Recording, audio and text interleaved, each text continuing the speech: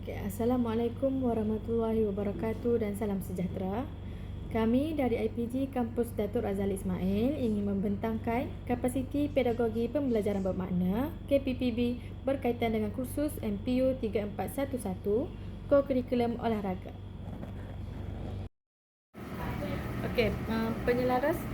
Pensyarah pada pembentangan kali ini ialah Encik Muhammad Asri bin Ismail, Puan Rosazwani binti Muhammad, dan pensyarah pembimbingan lain iaitu Tuan Muhammad Zulkarnain bin Tun Hussein, Encik Abdul Ranif bin Jamaluddin, Encik Azhar bin Mansur, Encik Rosmadi bin Dola dan Encik Safri bin Aziz.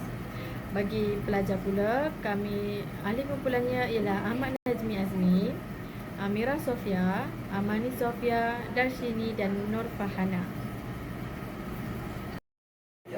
Dalam KPPB pada kali ini, kami meletakkan satu big idea iaitu Consistency and Quality are one. Kami telah menghasilkan satu e-manual panduan pengurusan amali olahraga yang boleh diakses mana-mana pihak, termasuklah pelajar dan pensyarah IPG sendiri. Maka kaedah pelaksanaan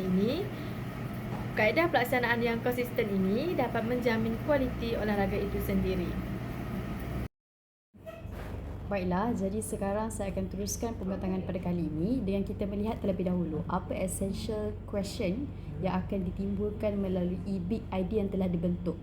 Antaranya, bagaimana big idea ini dapat membantu pensyarah dan juga pelajar untuk capai 4 teras utama, iaitu amalan pedagogi, rakan pembelajaran, persekitaran dan juga pemanfaatan digital.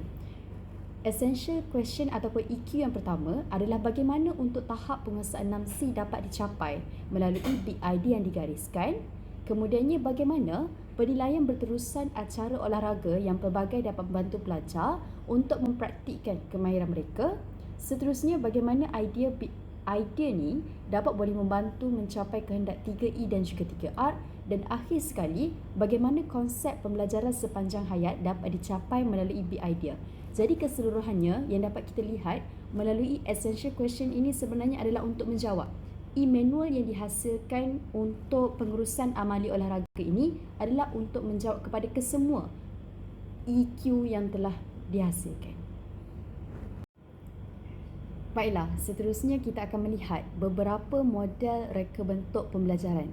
Keseluruhannya yang dapat kami senaraikan ada 4. Iaitu yang pertamanya, kita lihat terlebih dahulu kepada amalan pedagogi, iaitu di mana pelajar ini ataupun bakal guru yang mengambil kursus ini diberi pendedahan dan juga peluang untuk melibatkan diri dalam proses pembelajaran untuk bina keyakinan diri terutamanya dalam pengurusan sesuatu kejohanan. Sebab apa? Melalui amali ini, kesemua guru akan terlibat sebagai pegawai ataupun sebagainya untuk menguruskan sesuatu kejohanan itu. Kemudiannya, pelajar juga dapat terapkan amalan pedagogi kemahiran olahraga semasa berada di sekolah kelak. Yang keduanya adalah rakan pembelajaran. Penyalaran subjek, pensyarah subjek dan juga rakan sekelas sebagai pendorong untuk pelajar dalam melaksanakan tugasan dan juga bekerjasama antara satu sama lain dalam merancang, mengurus dan melaksanakan amali kejohanan olahraga.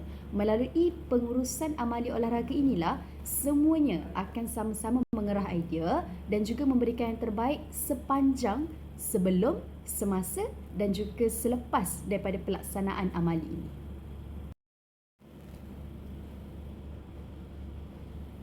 Seterusnya, dua lagi model reka bentuk pembelajaran iaitu persekitaran dan juga pemanfaatan digital. Pertamanya dalam persekitaran yang kondusif dapat membina perkongsian bersama pelajar dan juga dengan adanya persekitaran yang kondusif seperti capaian internet, peralatan ICT seperti komputer riba dapat membantu melaksanakan tugasan dengan baik.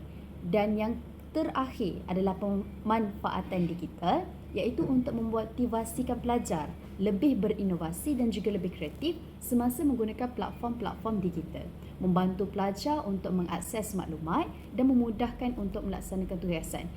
Melalui pelaksanaan ini juga, e-manual ini dihasilkan dengan memanfaatkan aplikasi terkini seperti Canva, CapCut, Filmora serta animasi video dan juga muzik yang berkaitan.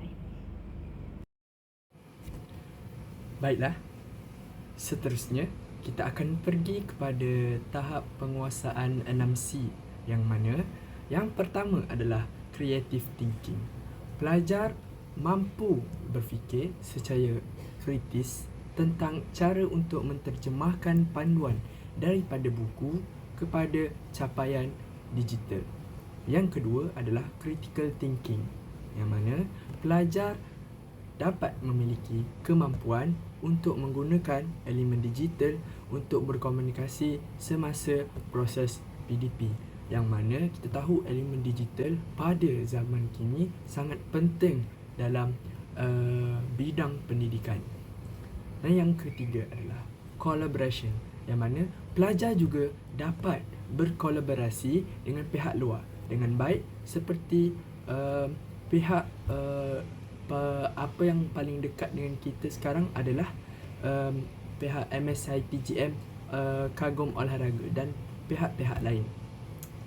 Yang keempat adalah karakter, yang mana pelajar akan sentiasa gigih dan bertanggungjawab semasa merancang, mengurus dan melaksanakan kejohanan ini mengikut e-manual yang dipersembahkan. Yang kelima adalah communication. Pelajar akan dapat berkomunikasi bersama ahli kumpulan dan pensyarah untuk melaksanakan sesuatu tugasan kerja khusus. Ini menyebabkan komunikasi dua hala berlaku dan penyampaian sesuatu isu ataupun perkara dapat disampaikan secara maksimal. Dan yang keenam, country, yang mana pelajar juga berkebolehan mencari dan mengurus maklumat yang relevan daripada pelbagai sumber. Baiklah, seterusnya kita pergi kepada panduan penilaian sukantara, yang mana setiap acara yang dipertandingkan diberi rubrik permarkahan.